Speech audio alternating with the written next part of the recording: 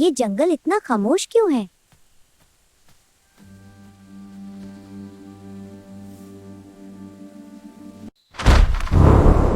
کون میری حویلی میں آیا ہے؟ میں صرف رستے سے گزر رہی تھی۔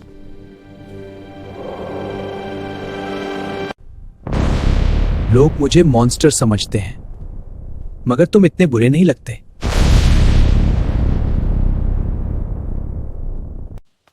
یہ آوازیں کہاں سے آ رہی ہیں؟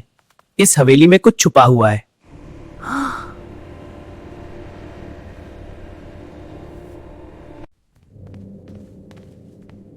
تم نے دیکھا؟ ہاں، وہ پھر سے جگ گیا۔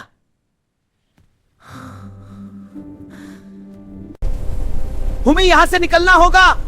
اب واپس جانا ممکن نہیں۔